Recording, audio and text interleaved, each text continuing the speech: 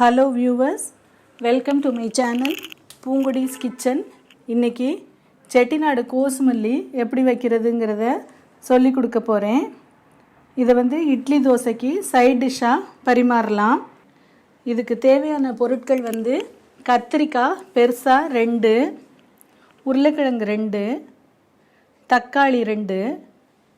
உருளைக்கிழங்கும் தக்காளியும் ரொம்ப சின்னதாக இருக்கிறதுனால 2 எடுத்திருக்கேன். இல்லைன்னா நீங்கள் ஒன்று கூட எடுத்துக்கலாம். வெங்காயம் 1, பச்சை மிளகா ஒரு 6 to 7. இது எல்லாத்தையும் கட் பண்ணி போட்டு ஒன்றா நாம் குக்கரில் வேக வைக்க போகிறோம்.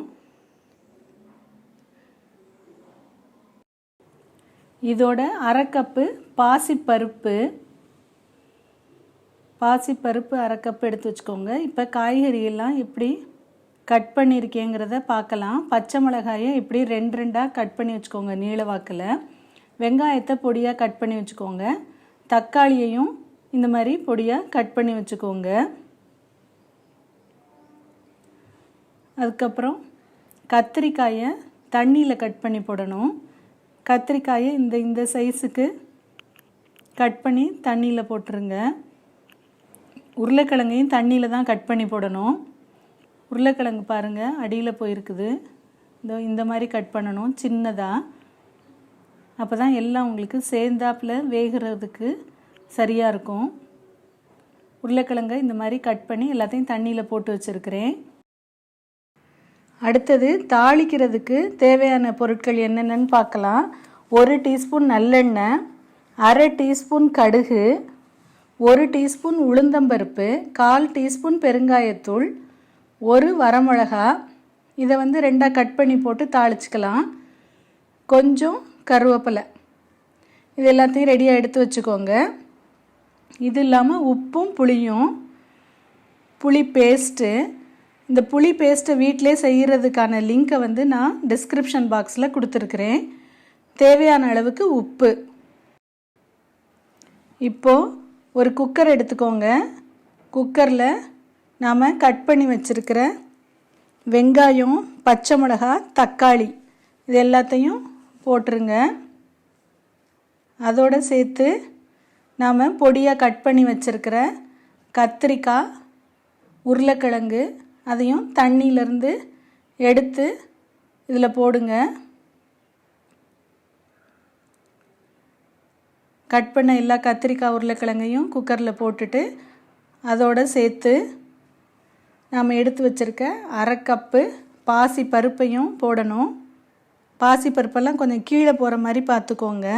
தண்ணி ஊற்றும்போது இது கீழே போயிடும். மஞ்சள் தூள் 1/4 டீஸ்பூன் அதையும் போட்டு குக்கரில் நல்லா எல்லாமே மூழ்கிற அளவுக்கு தண்ணி ஊற்றுங்க. இந்த பாசி பருப்பெல்லாம் கொஞ்சம் கீழே தள்ளி விட்டுருங்க. இந்த மாதிரி தேவையான அளவுக்கு தண்ணியை விட்டு மூடி விசில் வந்த உடனே சிம்முக்கு மாற்றிடணும். ஒரு 2 to 3 மினிட்ஸ் சிம்மில் வைக்கலாம். பருப்பு போட்டிருக்கிறதுனால உங்களுக்கு பொங்கத்தான் செய்யும். கொஞ்ச நேரம் சிம்மில் வச்சுட்டு ஆஃப் பண்ணிடுங்க. அதுக்கப்புறம் ப்ரெஷரை ரிலீஸ் பண்ணிவிட்டு ஓப்பன் பண்ணலாம். ஒரு 10 மினிட்ஸ் கழித்து இந்த மாதிரி எல்லா காயும் உங்களுக்கு சேர்ந்து வெந்திருக்கும். இப்போது இதை நல்லா மிக்ஸ் பண்ணி விட்டு இதோட நாம் முதவே எடுத்து வச்சுருக்கிறோம் உப்பும் புளியும் அதை இதோட சேர்த்து திரும்ப ஒரு தடவை லேசாக கொதிக்க வைக்கணும். அப்புறம் ஒரு சின்ன பேனில் 1 டீஸ்பூன் நல்லெண்ணெயை விட்டு சூடு பண்ணிவிட்டு இந்த தாளிக்கிற பொருட்கள் எல்லாத்தையும் போடலாம். அது பொரிஞ்ச உடனே அடுப்பை ஆஃப் பண்ணிடுங்க. அடுப்பை ஆஃப் பண்ணிவிட்டு வரமிளகாயை 2 கட் பண்ணி போட்டு கருவேப்பிலையும் அதோடு போட்டு இதை நீங்கள் அந்த குக்கரில் உள்ள கோஸ்மல்லியோட ஊற்றணும். இப்போ கோஸ்மல்லியை லைட்டாக சுட வச்சுட்டு நீங்கள் யூஸ் பண்ணிக்கலாம். இட்லி தோசைக்கு சைட் டிஷ்ஷாக பரிமாறலாம். இந்த வீடியோ உங்களுக்கு பிடிச்சிருக்கும்னு நினைக்கிறேன். இன்னும் இதை போல் வீடியோஸை பார்க்கணுன்னா, இன்னும் ரெசிபீஸ் தெரிஞ்சுக்கணுன்னா என்னோடய சேனலை லைக் பண்ணுங்கள், ஷேர் பண்ணுங்கள், சப்ஸ்கிரைப் பண்ணுங்கள், மறக்காமல் கமெண்ட் பண்ணுங்கள். தேங்க்யூ.